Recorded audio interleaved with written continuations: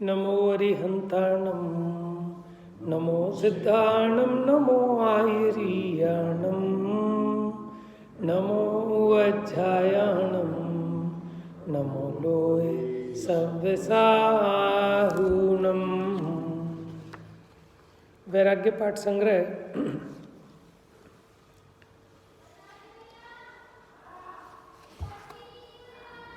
मंगल श्रृंगार, page number 14।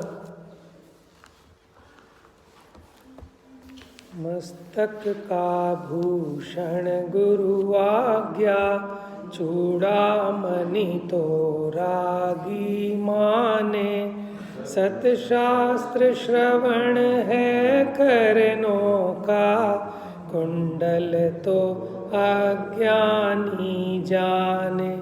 Hero का हार तो व्यर्थ कंठ, सुगुणों की माला भूषण। कर पात्र दान से शोभित हो, कंगन हथ फूल तो है। जो घड़ी हाथ में बंधी हुई, वह घड़ी यहीं रह जाएगी। जो घड़ी आत्महित में लागी, वह कर्म बंध विनशाए। जो नाक में नथुनी पड़ी हुई, वह अंतर राग बताती है। श्वास श्वास में प्रभु सुमिरन से, नासिका शोभा। होठों की यह कृत्रिम लाली, पापों की लाली लाएगी। मैं बंध कर तेरी आत्मा दुख उठाएगी। होठों पर हंसी शुभ्र हो, गुणियों को लखते ही भाई। ये होठ तभी होते शोभित, तत्वों की चर्चा। क्रीम और पाउडर मुख को उज्ज्वल नहीं मलिन बनाता है। हो साम्य भाव जिस, वह चेहरा शोभा पाता। आँखों में काजल शील का हो अरु लज्जा। स्वामी का रूप बसा होवे, अरुनाता केवल धर्म। देखिए, मंगल श्रृंगार नाम का पाठ है, और इसमें कि ऐसा श्रृंगार करो कि जो आपके लिए मंगलदायक हो, कष्टदायक हो। ऐसे श्रृंगार से क्या फायदा? जैसे मस्तक का आभूषण वो चूड़ामणि नहीं है, क्या है? गुरु की आज्ञा।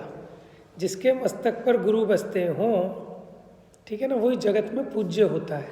जगत में उसकी कोई निंदा नहीं करता, उसकी प्रशंसा होती है, क्योंकि उसके गुरु उसके कोई भी दोषों को लगने नहीं देते, उसके सारे दोषों को दूर कर देते हैं। और कानों का आभूषण क्या है? सच्चे शास्त्रों का सुनना। इससे कानों की सफलता है, कानों की सुंदरता है, कान मिलने की सार्थकता है, ठीक है। वो कुंडल को अपना आभूषण अज्ञानी मानता है, क्योंकि मैं शरीर नहीं हूँ, मैं आत्मा हूँ। हीरो का हार तो व्यर्थ कंठ में, बेकार है। अगर आपके सुगुणों की माला है, ठीक है, तो आपका कंठ शोभित है। और अगर आपके सुगुण नहीं है, गुणी नहीं है, तो कितने ही हीरे के हार पहन लो, उससे क्या आपकी शोभा है? कर पात्र दान से शोभित हो। हाथों की शोभा पात्र को दान देने में है। और हाथों में वो जो फूल और ये सब कंगन वंगन है, ये सब तो दोष हैं। और जो घड़ी हाथ में बंधी हुई, वो घड़ी तो यहीं रह जाएगी। और जो घड़ी आत्महित में लागी, वो कर्म बंध को नाश करेगी। और नाक में जो नथुनी है वो अंदर का राग बताती है। और नासिका की शोभा किसमें? श्वास श्वास में प्रभु सुमिरन से नासिका शोभा पाती है। होठों पे जो ये लिपस्टिक लगाते हैं कृत्रिम लाली, पापों की लाली लाएगी, जिसमें डूबकर तेरी आत्मा, जिसमें बंधकर तेरी आत्मा भव भव के दुख उठाएगी। होठों पर कैसे फिर क्या सजाएं कि होठों पर हंसी शुभ्र हो, शुभ्र माने पवित्र, गुणियों को लगते ही भाई। ये होठ तभी होते शोभित, तत्वों की चर्चा मुखाई। जिसके मुख पर तत्वों की चर्चा है उसके होठ शोभित हैं। और जो गुणियों को देखकर, जिसके होठों पर शुभ्र हंसी होती है ना, मुस्कुराहट होती है, माने गुणी जनों को देख हृदय में मेरे प्रेम मड़ा, तो वो उसके होठों की शोभा है। क्रीम और पाउडर चेहरे को उज्जवल नहीं, वो तो मलिन है, मैल लग गया आपका, केमिकल लगा लिया। और जिस चेहरे पर साम्य भाव हो, समता भाव, मुनिराज का चेहरा, वो चेहरा शोभा पाता है। आंखों में काजल कौन सा लगाएं? शील का, है ना। और लज्जा पाप कर्म से हो। स्वामी का रूप बसा होवे, अरुणाता केवल धर्म से हो। ठीक है, आगे की चर्चा अब इसमें कर लेंगे। 7 छंद और हैं।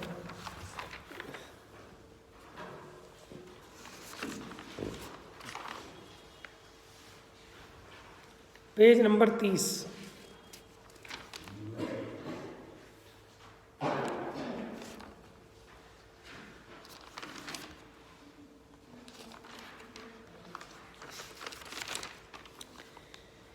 गुण अनंतमय परम पद श्री जिनवर भगवान, गे लखत हैं ज्ञान में अचल सदा निज थान।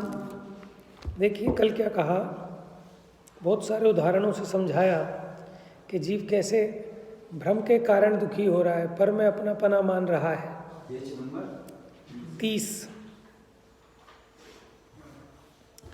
तो फिर अब कहते हैं सम्यक दर्शन ज्ञान चारित्र को मोक्ष मार्ग कहा है।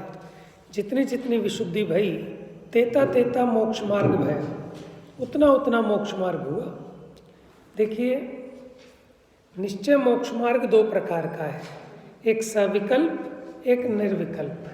सविकल्प माने भेद रूप, निर्विकल्प माने अभेद रूप। सविकल्प में अहम ब्रह्मास्मि, मैं ब्रह्म हूँ ऐसा भाव आवे। और निर्विकल्प में वीतराग स्वसंवेदन समाधि कही है।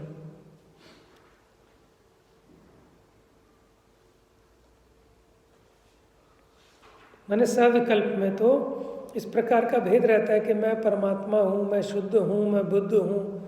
और निर्विकल्प में क्या होता है कि कोई विकल्प नहीं होता, सिर्फ एक वीतराग स्वसंवेदन होता है, समाधि होती है। लोकालोक जानने की शक्ति ज्ञान की, स्वसंवेदन जेता भया, तामे स्वज्ञान विशुद्धता के अंश होते भय। देखो आत्मा की ज्ञान शक्ति कितनी कि समस्त लोकालोक को जाने। अब उसमें जितना जितना स्वसंवेदन करता है, जितना जितना स्वसंवेदन होता है, तो उसमें स्वज्ञान के विशुद्धता के अंश होते भय। जो ज्ञान सर्वज्ञ शक्ति में अनुभव किया,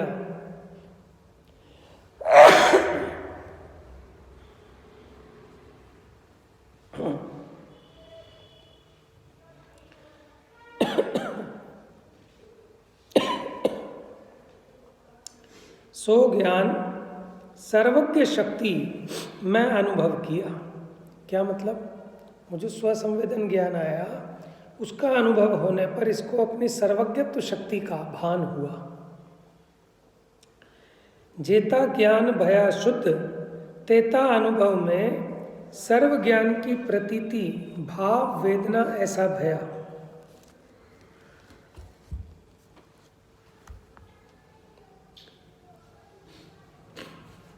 देखो जितना जितना ज्ञान शुद्ध होता गया, उतना उतना अनुभव में सर्व ज्ञान की प्रतीति, भाव वेदना ऐसा भया। माने सर्व ज्ञान की प्रतीति हुई। सर्व ज्ञान का प्रतीति भाव में आनंद बढ़या, ज्ञान विमल अधिक होत भया। ज्ञान की विशुद्धता को ज्ञान के बल का प्रतीति भाव कारण है। देखो, जो ज्ञान की विशुद्धता है उसको क्या कारण है? ज्ञान के बल का प्रतीति भाव कारण है। माने जितना जितना इसको भरोसा आता है कि ज्ञान का बल, उसकी श्रद्धा आती है ज्ञान की ताकत की, उतना उतना ज्ञान विशुद्ध होता जाता है। ज्ञान परोक्ष है, पर परिणति के बल आवरण के होते भी उस स्वसंवेदन में स्वजातिक सुख भया, ज्ञान स्वरूप का भया। देखो, यद्यपि अभी पर परिणति के बल के कारण आवरण है ज्ञान पे, लेकिन फिर भी स्वसंवेदन जब इसको हुआ तो अपनी जाति का सुख भया, और वहाँ किसका ज्ञान हुआ? अपने स्वरूप का ज्ञान हुआ। एक देश स्वसंवेदन सर्व स्वसंवेदन का अंग है। मैंने इसने अगर उसमें एक सैंपल लिया ना, एक बूंद, तो जितना माल था उस पूरे की प्रतीति हो गई। ज्ञान वेदना में वेद्या जाए है, साक्षात मोक्ष मार्ग है। माने ज्ञान ऐसा है कि ज्ञान उस ज्ञान को अपने ज्ञान में जान लेता है, यानी स्वसंवेदनमयी है। यह स्वसंवेदन ज्ञानी ही जाने हैं। स्वरूप ते परिणाम बारे भया, सो ही संसार स्वरूपा चरण रूप परिणाम, सो ही साधक अवस्था में मोक्ष मार्ग और सिद्धि अवस्था में मोक्ष रूप है।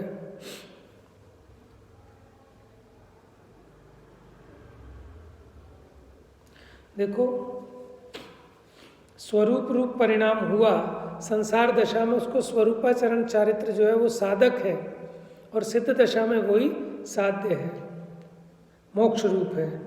जेता जेता अंश ज्ञान बल से आवरण का अभाव भया, तेता तेता अंश मोक्ष नाम पाया। माने जितना जितना आवरण मिटता जा रहा है ज्ञान की ताकत से, उतना उतना इसका समझ लो मोक्ष होता जा रहा है, उतनी उतनी छुट्टी हो रही है ना कर्मों से। स्वरूप की वार्ता प्रीति करे सुने, तो भावी मुक्ति कही, अनुपम सुख होए अनुभव करे, तिनकी महिमा कौन कह सके।